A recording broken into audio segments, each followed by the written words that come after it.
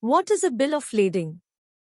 A bill of lading, commonly referred to as BL or BL, holds paramount significance in international trade transactions. Whether one is involved in importing, exporting, or managing shipments via ocean or air freight, the bill of lading serves as a pivotal contract of carriage. While various definitions exist for the bill of lading, they consistently highlight key aspects of its role and importance in facilitating global trade. The bill of lading serves as tangible proof of a contractual agreement for the carriage of goods between the shipper and the shipping line. It outlines the terms and conditions mutually agreed upon by the seller and buyer, establishing a clear record of the transportation contract. Analogous to a boarding pass in passenger air travel, the bill of lading applies to the shipment of merchandise. In the context of international maritime transport, it addresses the fundamental questions of who, why, what, how, and when in the shipping process. Functioning as evidence of shipment, the bill of lading provides a comprehensive list of key parties involved in the transportation process. Specifically, it articulates vital details, including type of cargo being shipped, seller-exporter, vessel the cargo is being transported on, shipping line, bill of lading number, freight forwarder, buyer-importer, consignee, notify party, etc. Besides a contract of carriage, a bill of lading definition also covers its role as a receipt of goods and title to goods. Receipt of goods. At the point of origin, the bill of lading functions as a confirmation of the received goods. It serves as evidence that the transported items have been handed over to the shipping line by the shipper in a satisfactory condition. Title to goods. Upon the goods reaching their destination, the bill of lading transforms into a legal document representing ownership of the goods. The designated consignee must present the bill of lading to the carrier to authorize the release of the shipment and assert ownership. In essence, it serves as a conclusive confirmation of successful delivery. Note: only the consignee specified on the bill of lading possesses contractual rights to request the release of the cargo. Types of bills of lading. While the term bills of ladings commonly denotes original documents, various other types exist beyond the standard form. Examples encompass the master bill of lading, house bill of lading, express bill of lading, telex release, and more. Comprehensive comprehension of the diverse bill of lading types, particularly the specific variant in use, is crucial. This understanding serves to mitigate misunderstandings and forestall miscommunications. Further elaboration on the distinct types of bills of ladings will be provided in the subsequent section. Analyzing various bills of lading types. The specific type of bill of lading one encounters is contingent upon several factors. These factors include the entity issuing the bill of lading, its intended purpose, the mode of transmission, the dynamic between buyer and seller, and the level of buyer protection provided. To offer a brief overview, here's a breakdown of the primary types of bills of lading and their distinctions. Master versus house bill of lading. The master bill of lading, BL, is issued by the shipping carrier to the freight forwarder NVOCC, listed as the shipper, consignee, and notify party. On the other hand, the house bill of lading is issued by the NVOCC or freight forwarder to the actual exporter of the merchandise. Original bill of lading versus telex release. The original bill of lading is typically issued in sets, usually 3, with one original required at the destination for cargo release. In contrast, a telex release serves as a virtual copy of the original bill of lading, and a copy suffices for securing cargo release at the destination. See Waybill Express bill of lading. This type involves no physical original bill of lading copies. It is commonly issued when the shipper and consignee belong to the same company, and negotiations are unnecessary. Switch bill of lading. A second set of bill of lading is issued by the carrier, or its agent, to substitute the original bills of lading from the time of shipment. The information on a switch bill of lading is not required to be identical to the original BL it replaces. House bill of lading versus master bill of lading. As noted earlier, the bill of lading functions as a contractual document detailing all parties participating in the shipment process. When arranging your shipment through an intermediary, two distinct bills of lading come into play, namely, the master bill of lading and the house bill of lading.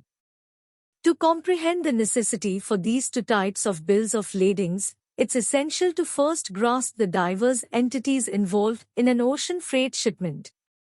Typically, maritime shipments are overseen by intermediaries like NVOCCs. However, both NVOCCs and shipping companies commonly collaborate with cargo agents, who act as their representatives in the country of origin or destination. By whom is the master bill of lading issued? The master bill of lading is issued by the shipping line to the intermediary, such as the freight forwarder or an NVOCC, or their agent. In the master bill of lading, both the shipper and consignee listed are the NVOCC or its agent. Who issues the house bill of lading? The house bill of lading is issued by the intermediary, or its agent, to the authentic shipper. This process occurs once the NVOCC has received the shipment from the shipper and verified that all necessary paperwork is complete. On the house bill of lading, the genuine shipper and consignee are accurately listed. For further insights into the distinctions between these two types of bills of lading, please refer to our article on the variances between a house and master bill of lading. Original bill of lading versus telex release. What is a telex release? Telex release is a digital alternative to the original bill of lading, enabling cargo release without a physical copy. While hard copies are still issued, presenting a digital telex release suffices for cargo release. The shipper retains the original set until payment, then sends it to the carrier, requesting a telex release for the buyer or consignee to claim the cargo at the destination. Main advantages of a telex release.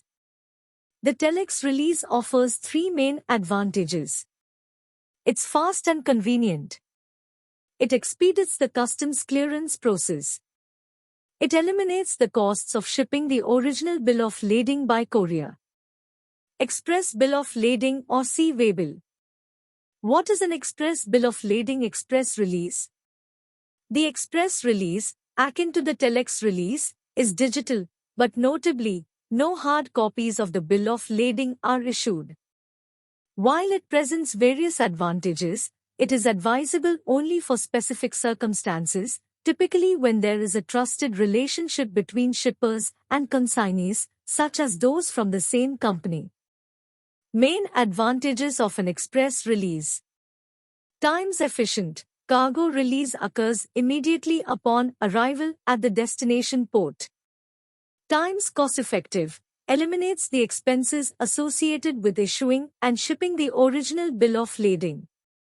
Note, the express release is also referred to as the sea-way bill or the straight bill of lading. Original bill of lading versus switch bill of lading. A switch bill of lading comprises a second set of original bills of ladings issued by the shipping line, replacing the initial set issued at the time of shipment. The format of the switch bill of lading mirrors that of the original and pertains to the same cargo, carrying equivalent significance and purposes, serving as evidence of the contract of carriage, a receipt for goods, and title to the goods. Various reasons necessitate the substitution of the original set of bills of ladings, including the need to edit information on the initial set due to an intermediary aiming to conceal the actual supplier's identity from the buyer. Alterations in the port of discharge due to high sea sales or other circumstances. Consolidation of separately shipped parcels into one bill of lading or vice versa. And more. The mechanics of a switch bill of lading involve representing ownership, and only the party possessing all three sets of the originals can request the issuance of a switch bill of lading. Here's a switch bill of lading example and how it works. Crucial note: the issuance of a switch bill of lading is permissible only after the original set has been withdrawn from circulation and officially cancelled. This precaution ensures the existence of a single authoritative set of documents, mitigating potential issues. Bill of lading example. While the carrier typically completes most details on an original bill of lading, as a shipper, you play a crucial role in providing necessary information beforehand. This section will delineate the various fields on an original bill of lading, emphasizing your responsibility for specific details. Unless specified otherwise, the carrier will fill in the majority of the fields. While most fields are standardized across all original bills of lading, it's essential to note potential minor differences, which can vary from one bill to another. When in doubt, always consult with your freight forwarder.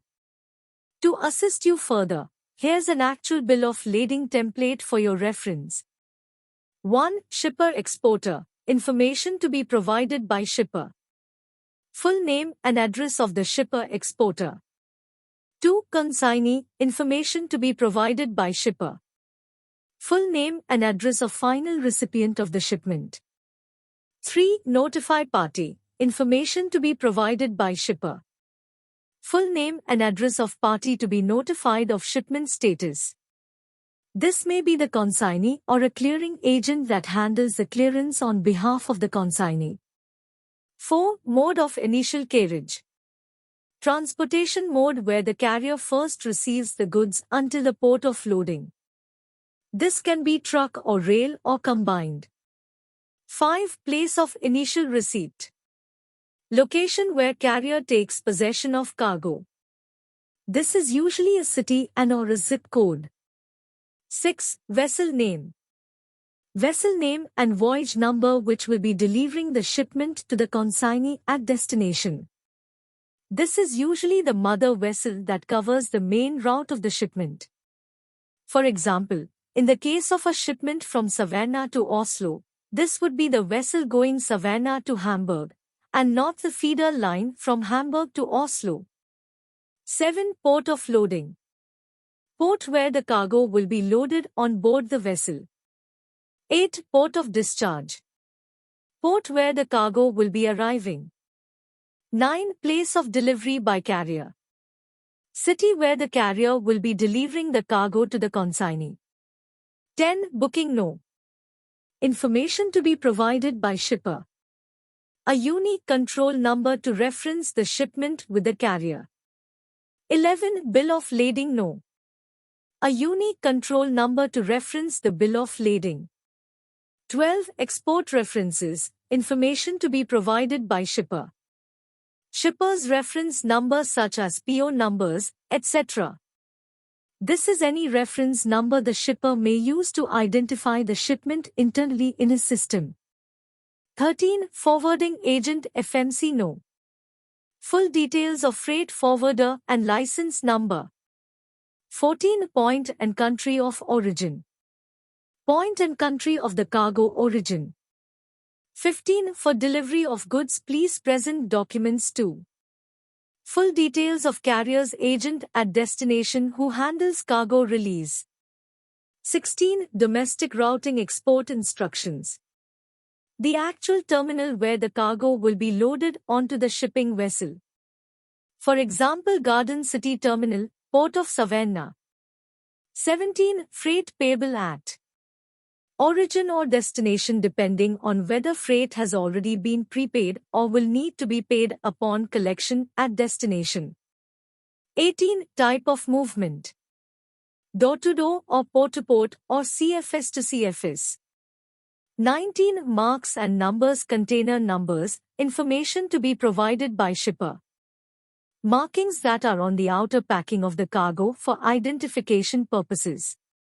For LCL, this would be a label located on the outside of a carton or on the shrink wrap around a pallet. For FCL, it's the container number. Remember to list the container seal number as well for easy reference. 20. In no. Of packages, information to be provided by shipper. For FCLs, this is the number of containers. For LCLs, this is the number of packages in the largest unit.